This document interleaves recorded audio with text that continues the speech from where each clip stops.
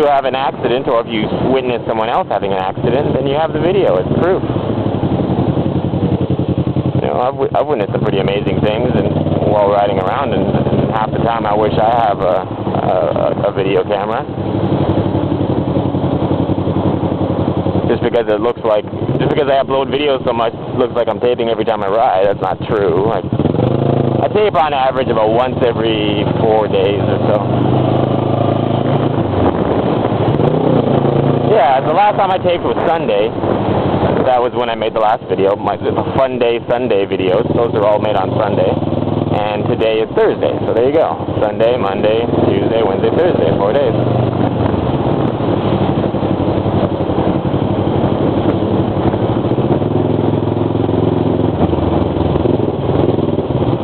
Whoa, that's like, I don't know if you can tell, but that last corner was bumpy as hell. There was like ridges and stuff. We get a lot of earthquakes in Taiwan too, so it doesn't matter how well they make the roads. One earthquake hits and you get parts of the road sinking and parts of the road raising.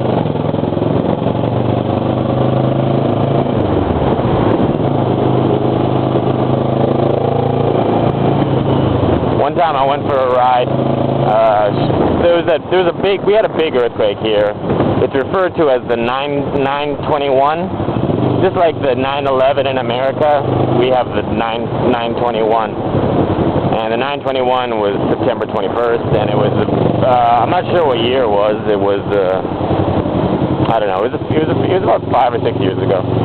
And a big ass earthquake hit Taiwan. It was, you know, it was on CNN and everything. Some buildings fell down. And,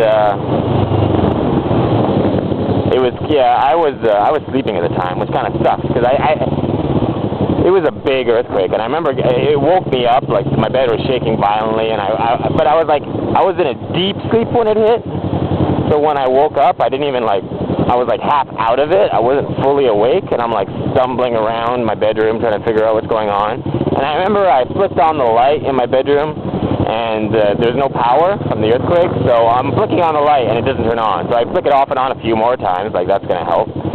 And then I walk out of my bedroom and then I start flicking on other lights. I walked around the house flicking on pretty much every light, trying to figure out why they wouldn't turn on. You see the bumps here, I bet. So yeah, because I was like half asleep. I couldn't figure out that there was no power.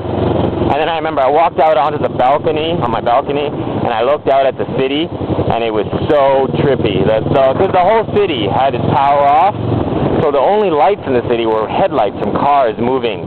But cars moving cast weird shadows, so it was just like a whole black city with weird shadows moving around the buildings and walls and stuff. And it was still shaking like that. There was aftershocks for like an hour, and each aftershock was like a big earthquake as well. So it's kind of insane. Luckily where I live, it's a pretty solid foundation. There weren't any buildings that fell down in my city. Buildings fell down to the north of me and buildings fell down to the south of me. But where I live specifically, there were none. So I'm lucky. I live in a safe area. Taipei is actually the capital city is actually on a fairly soft, it's on like it used to be like a lake bed or something, so the soil is fairly soft, so when you get an earthquake there's a lot of shifting.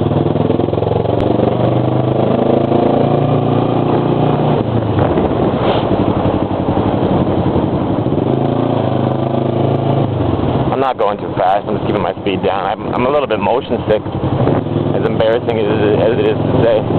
I'm one of the very few people who gets motion sickness while riding a motorcycle. So look, the speed limit here is 30 kilometers an hour. That's like 15 to 20 miles an hour. That's the speed limit, you know? That's slow.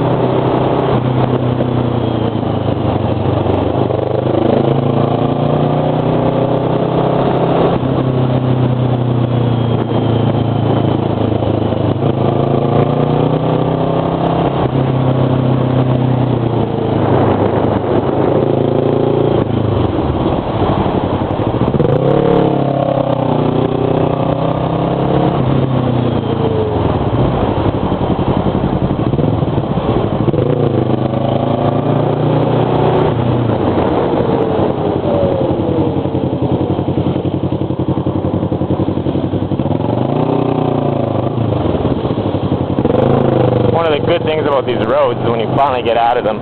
You know, your skill increases on these roads too, because you really do get better at cornering. You get more used to flipping your bike on its side. You're doing it every 5 fucking seconds. But once you get out of these roads, it's like a relief.